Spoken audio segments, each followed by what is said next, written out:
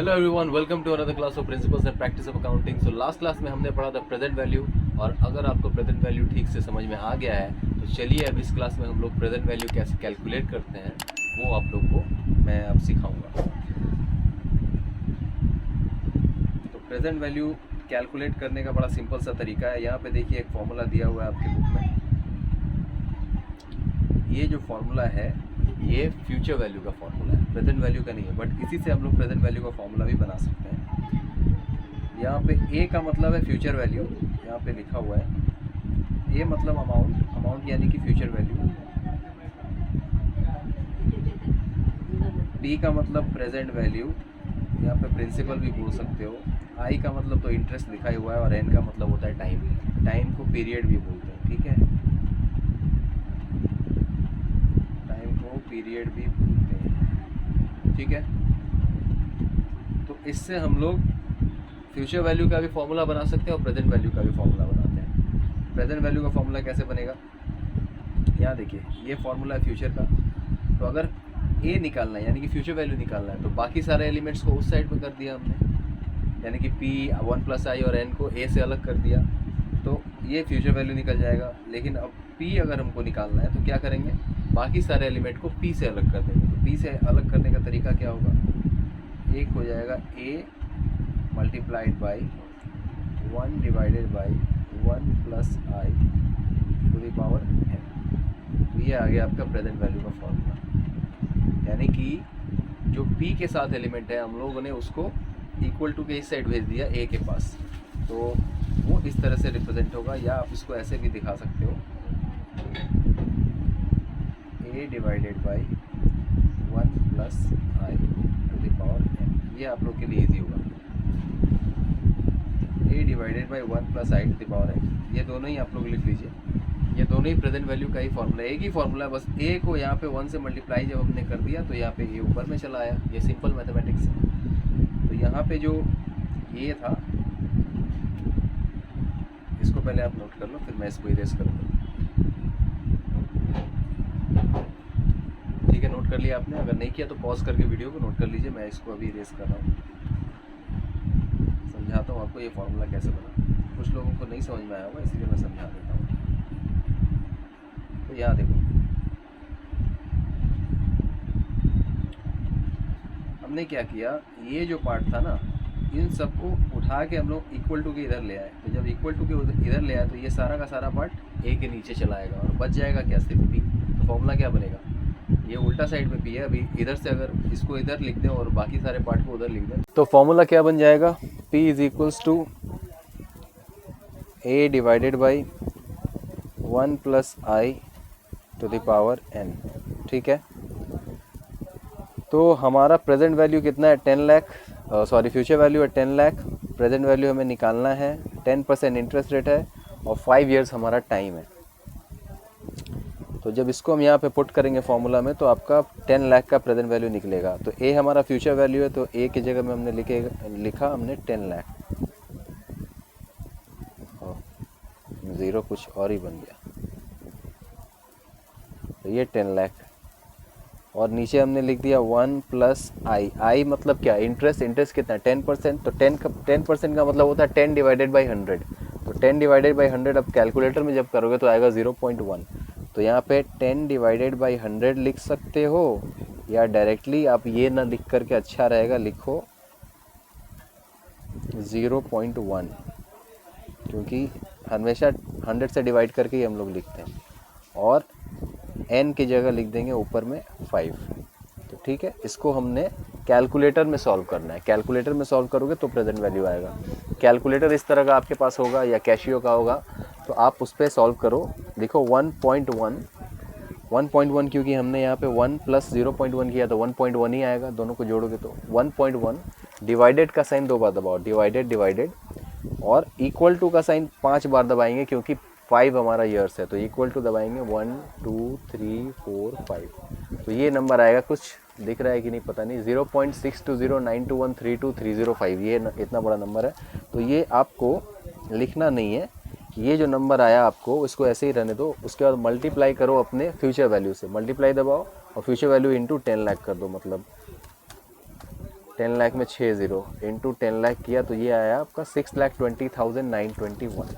ये स्टेप्स मैं लिखा दूंगा, आप चिंता मत करो। ये आएगा 6,20,921, यानी कि अप्रॉक्सीमेटली 6,21,000। तो ये 10 लाख का क्या निकला, फ्यूचर वैल्यू निकला या प्रेजेंट वैल्यू निकला?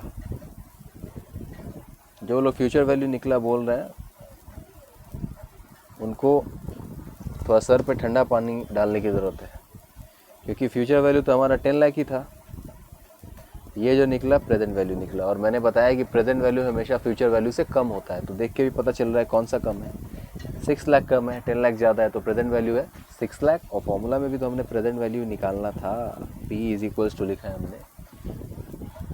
तो प्रेजेंट वैल्यू 6,21,000 लगभग, और 10 लाख फ्यूचर वैल्यू आया। तो इन दोनों का रिलेशन आपको समझ में आ गया अब कि फ्यूचर वैल्यू और प्रेजेंट वैल्यू क्या होता है। इसी तरह से अगर मान लो मेरे को ये 6,21,000 पता रहता और 10 लाख निकालना रहता, तो क्या मैं नहीं निकाल लेता? फार्मूला कौन सा हो जाता है, ये वाला, A = P × 1 + I⁴ n। ठीक है, तो वो कैसे सॉल्व करते हैं वो हम लोग अलग तरीके से, वो डिवाइडेड करके नहीं करते हैं, उसमें मल्टीप्लिकेशन का रोल होता है। तो वो मैं आपको सिखा दूंगा अभी, जस्ट इसके बाद ही सिखाऊंगा। पहले इसका स्टेप्स लिखा दूँ। ये मैं मिटा रहा हूँ, आप एक बार फिर से नोट कर लो, फिर मैं मिटा दूंगा। पॉज कर लो, नोट कर लो। ठीक है, मैं मिटा रहा हूँ। छूमंतर गायब हो गया से। ठीक है, ये भी मिटा लेते हैं, छूमंतर। ठीक है, हाँ जी। तो अब निकालते हैं फ्यूचर वैल्यू। फ्यूचर वैल्यू कैसे निकालेंगे? फ्यूचर वैल्यू है, मान लो हमारा ये फॉर्मूला तो फ्यूचर वैल्यू का है, इसी में पुट करो। A = P निकाल, P तो हमें पता ही है, 6,21,000 लिख लेता हूँ डायरेक्टली। 6,21,000 ब्रैकेट में 1 + 0 1। बहुत प्रॉब्लम होती है यार, 1 मिनट बच्चों।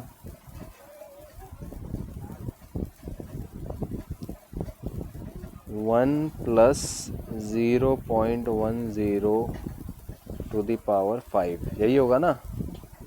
देख लो, यही होगा ना भाई? तो इसको कैसे सॉल्व करेंगे?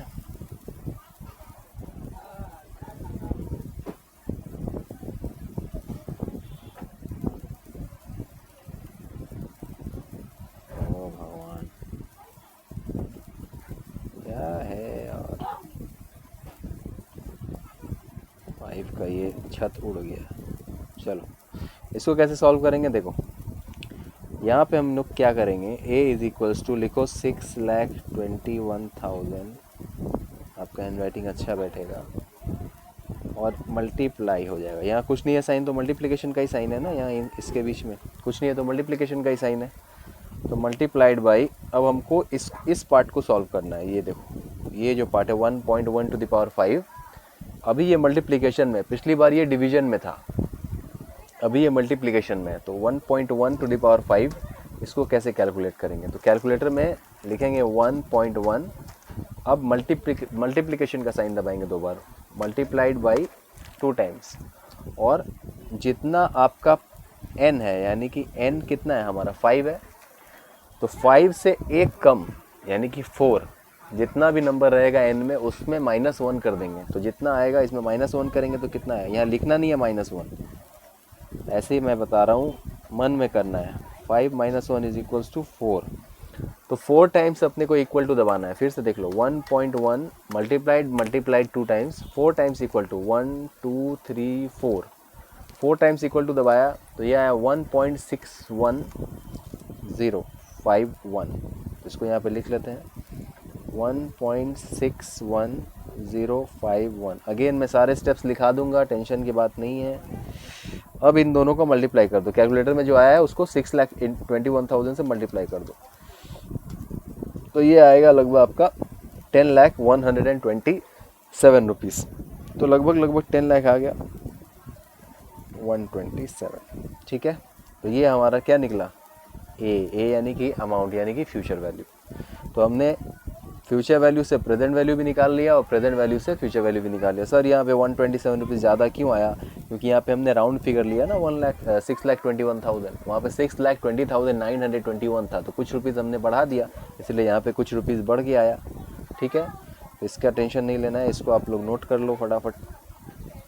अच्छा, ये वाला पार्ट एग्ज़ाम में ये मत लिख के आना, ये बस याद करने के लिए है कि जितना भी n रहेगा हमारा उससे एक बार कम इक्वल टू दबाना है। यानी कि अगर n 6 रहता तो हम 5 टाइम्स इक्वल टू दबाते, n 7 रहता तो हम 6 टाइम्स इक्वल टू दबाते, n 12 रहता तो हम 11 टाइम्स इक्वल टू दबाते। ठीक है, ये सिर्फ फ्यूचर वैल्यू निकालते समय, प्रेजेंट वैल्यू निकालते समय नहीं। प्रेजेंट वैल्यू निकालते समय जितना n है उतने बार इक्वल टू दबाएंगे। ठीक है, तो फटाफट ये कर लो, मैं इसको अभी रेस करता हूँ। अब आगे बढ़ते हैं अगले कॉन्सेप्ट की। अच्छा, मैं पहले लिखा देता हूँ आप लोग को। पहले लिखो प्रेजेंट वैल्यू निकालने का स्टेप्स। मैं ऐसे स्टेप्स करके लिखा रहा हूँ, आप समझ जाना। पीवी स्टेप्स यानी प्रेजेंट वैल्यू स्टेप्स। सबसे पहले क्या करेंगे, पहला स्टेप क्या है, 1.10 कैलकुलेटर में देंगे 1.10। उसके बाद करेंगे क्या, डिवाइडेड कितने बार करेंगे, डिवाइडेड करेंगे 2 टाइम्स। ठीक है, अब इसको आपको जैसे समझना है वैसे करके लिख लो, मैं इस तरह से लिखा दे रहा हूँ। 1.1 डिवाइडेड करेंगे 2 टाइम्स। इसके बाद करेंगे इक्वल टू कितने टाइम्स करेंगे, जितना हमारा n है, यानी कि 5 था इस केस में, तो इस केस में आप n = 5 लिख सकते हो। ठीक है, तो जो भी आएगा उसको हम लोग क्या करेंगे, मल्टीप्लाई कर देंगे, किससे मल्टीप्लाई करेंगे हम लोग, फ्यूचर वैल्यू से। तो ये स्टेप्स मैं सीधे ही एरो करके लिखा दिया, तो इसकी ज़रूरत नहीं है अभी। ठीक है, रैदर यहाँ पे लिख दो 1। पीवी स्टेप्स ये है 1.1, फिर डिवाइडेड 2 टाइम्स, फिर इक्वल टू जितना n है हमारा उतने टाइम्स इक्वल टू, फिर फ्यूचर वैल्यू से मल्टीप्लाई करेंगे, तो ये हमारा आ जाएगा पीवी। ठीक है, अब दूसरा लिख लो एफवी स्टेप्स, यानी कि फ्यूचर वैल्यू के स्टेप्स।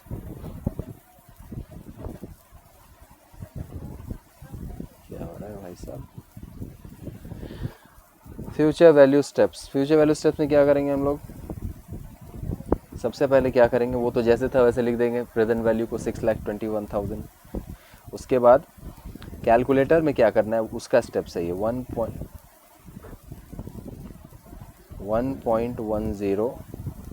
अब यहाँ पे, वहाँ क्या था, डिवाइडेड था, यहाँ पे क्या करेंगे, मल्टीप्लाइड कितने बार, 2 बार, और इक्वल टू उसके बाद दबाएंगे कितने बार, इक्वल टू दबाएंगे n-1। ठीक है, तो ये हो जाएगा n-1 यानी कि 4 पिछले वाले एग्जांपल में। उसके बाद क्या करेंगे, यहाँ पे प्रेजेंट वैल्यू से इसको मल्टीप्लाई कर दो,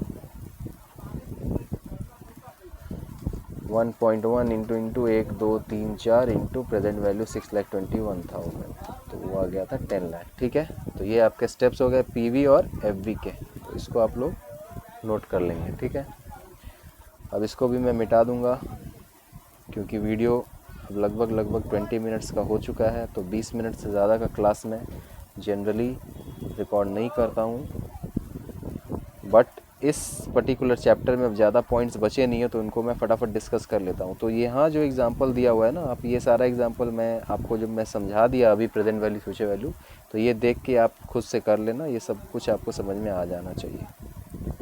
अगर फिर भी नहीं आएगा तो टेलीग्राम ग्रुप में आप मैसेज कर देना, मैं आपको बता दूंगा। तो ये सब कुछ, ये टेबल, ये एक बार देख के समझो, खुद से दिमाग लगाओ। देखो, मैं जो कुछ भी आपको पढ़ा रहा हूँ, कितना भी डिटेल में मैं आपको पढ़ा रहा हूँ, ये सिर्फ आपका 10% है, ये मान के चलो। बाकी का 90% आपको खुद से करना। जब आप खुद से पढ़ाई करेंगे, एक एक पेज उठाएंगे, एक एक लाइन पढ़ेंगे, मैंने जो आपको पढ़ाया था वो नोट्स आप देखेंगे, मिलाएंगे, तब आपकी 100% पढ़ाई कंप्लीट होगी। मैं जो पढ़ा रहा हूँ वो सिर्फ 10% है आपके पढ़ाई के लिए, और एग्ज़ाम में जाने से पहले आपको 90% खुद से करके जाना है। ये बात दिमाग में बिठा लो। अगर आप खुद से नहीं पढ़ सकते तो पास नहीं हो सकते, ये बात एकदम पक्की बात है। तो ये हिस्टोरिकल कॉस्ट, करेंट कॉस्ट, ये सब हमने पढ़ा था, उसके हिसाब से असेट और लायबिलिटी की यहाँ पे वैल्यू दिए हुए हैं, वो आप देख लेना। जो एग्जांपल्स वो लोग दिए हुए हैं उसके हिसाब से यहाँ पे वैल्यू बता दिया है। नहीं भी इसको उतना ध्यान दोगे तो चलेगा, बट एक बार समझने के लिए, रिकॉल करने के लिए देख लेना। इसके बाद अगला टॉपिक है मेजरमेंट एंड वैल्यूएशन। तो ऑलरेडी हमने ये पढ़ ही रखा है कि अकाउंट्स में किसी भी ट्रांजैक्शन का measurement and valuation monetary terms में होता है। तो इसमें वही बातें लिखी हुई हैं, किसी भी ट्रांजैक्शन का जो वैल्यू है वो हम लोग in terms of money, value is measured in terms of money. तो अकाउंट्स में हमें मॉनेटरी टर्म्स में ही मेजर किया जाता है हर ट्रांजैक्शन को। तो इस पैरा में वही बोला है। अगला पॉइंट है अकाउंटिंग एस्टिमेट्स। ये एक इम्पॉर्टेंट टॉपिक है, इसको थोड़ा सा समझना पड़ेगा। देखो अकाउंटिंग एस्टिमेट्स का ये जो पैरा है ये आप लोग पढ़ लेना, पहले मैं इसको आपको समझा देता हूँ। देखो अकाउंट्स में क्या होता है ना, जब भी कोई ट्रांजैक्शन होता है तो उसका एक वैल्यू होता है, उस वैल्यू को हम लोग रिकॉर्ड करते हैं, ट्रांजैक्शन को जर्नल में रिकॉर्ड कर लेते हैं, ट्रांजैक्शन कंप्लीट हो जाती है। लेकिन कुछ ट्रांजैक्शंस ऐसे होते हैं जिनका वैल्यू हमको पता नहीं होता है, उन वैल्यूज़ को हमको एस्टिमेट करना पड़ता है, अंदाज़ा लगाना पड़ता है कि ये वैल्यू कितना हो सकता है। फॉर एग्जांपल कौन सा ऐसा ट्रांजैक्शन है जिसका वैल्यू हमको पता नहीं। जैसे मान लो कोई कंपनी है, उसके एम्प्लॉयज़ अगले 5 साल बाद 50 एम्प्लॉय रिटायर होने वाले हैं, तो रिटायरमेंट पे सबको ग्रेच्युटी देना पड़ता है, कंपनी को ग्रेच्युटी देना पड़ता है, पेंशन देना पड़ता है, ये सब तो सुना ही होगा आप लोगों ने। तो कितना पेंशन देना पड़ेगा, कितना ग्रेच्युटी देना पड़ेगा, वो कंपनी को एस्टिमेट करना पड़ता है। उसके लिए कंपनी अलग से अपने प्रॉफिट से पैसा अलग करती है, हर साल थोड़ा थोड़ा प्रोविज़न बनाती है। तो इस तरह के जब प्रोविज़न बनाए जाते हैं तो इस तरह का ट्रांजैक्शन जो होता है इसमें एस्टिमेशन लगता है, एग्जैक्ट फिगर नहीं पता होता। हो सकता है कि कुछ लोग रिटायर ना हो सकता है कुछ और गवर्नमेंट के रूल्स की वजह से कुछ और ज़्यादा पेमेंट करना पड़े, कुछ कम पेमेंट करना पड़े, तो कोई फिक्स अमाउंट नहीं रहता, इसलिए उस तरह के ट्रांजैक्शंस में एस्टिमेशन का ज़रूरत पड़ता है। और एक ट्रांजैक्शन पकड़ लो, क्रेडिट सेल जब कोई कंपनी करती है, उधार में सेल करती है, तो कितने % उसके जो सेल्स हैं वो पैसे न मिलेंगे, नहीं मिलेंगे, इसके चांसेस कितने % हैं, ये कंपनी को अंदाज़ा लगाना पड़ता है कि अगर उधार में सेल हुआ है तो कुछ ऐसे भी डेटर्स होंगे जो पैसा दे देंगे, लेकिन कुछ ऐसे डेटर्स होंगे जो पैसा नहीं देंगे। तो ये कंपनी को अंदाज़ा लगाना पड़ता है कितना पैसा उसका डूब सकता है, तो उसको बोलते हैं बैड डेट। तो उस बैड डेट के लिए प्रोविज़न बनाना पड़ता है। तो ये कोई फिक्स तो है नहीं कि आपको पहले से पता है हाँ कि ये लोग पैसा नहीं देगा, अंदाज़ा लगा सकते हो आप कि हाँ इतना इतना इतना %, 2%, 3%, 5%, 10% मेरा पैसा डूब सकता है। तो इस तरह के ट्रांजैक्शंस में हमें अंदाज़ा लगाना पड़ता है, उसी को एस्टिमेशन बोलते हैं। तो उसी को हम लोग अकाउंट्स में अकाउंटिंग एस्टिमेट्स बोलते हैं। ठीक है, अब आप ये पढ़ोगे तो आपको आइडिया लगेगा। इसमें कुछ एग्जांपल्स दिए हुए हैं, यहाँ पे एग्जांपल्स है, ये देख लो। A company incurs expenditure 10 lakh on development of patent. अब पेटेंट कंपनी की एक असेट होती है, इंटेंजिबल असेट बोलते हैं। जैसे मान लो कोई भी कंपनी क्या है, ये इस तरह के एसेट्स होते हैं जो आपने कभी सुने नहीं है या अभी सुने होंगे, या अभी तो इंटरनेट का बहुत ही ज़बरदस्त यूज़ हो रहा है, तो पेटेंट के बारे में आप लोगों ने सुना होगा। कोई भी कंपनी अगर खुद से कुछ इन्वेंट करती है ना, तो उसका क्या करती है, कोई कॉपी ना कर ले, इस वजह से उसको रजिस्टर करवाती है गवर्नमेंट के पास, तो उसको पेटेंट बोलते हैं। तो ये एक तरह का इंटेंजिबल एसेट होता है। तो उसको डेवलप करने में कंपनी का खर्चा आया 10 लाख रुपया। ठीक है, पेटेंट का मतलब समझ गया कि कोई कंपनी ने अगर इन्वेंशन किया, कोई नया प्रोडक्ट डेवलप किया, तो उसको कंपनी ने पेटेंट करा लिया कि कोई कॉपी ना करे, तो वो कंपनी का एसेट बन गया। तो उसमें 10 लाख रुपए कंपनी का खर्च हुआ। Now the company has to estimate that how many years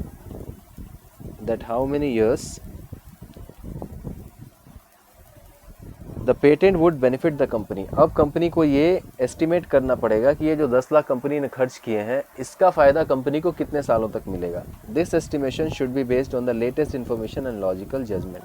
और ये एस्टिमेशन कंपनी को लेटेस्ट इन्फॉर्मेशन और लॉजिकल जजमेंट के बेसिस पे करना पड़ेगा।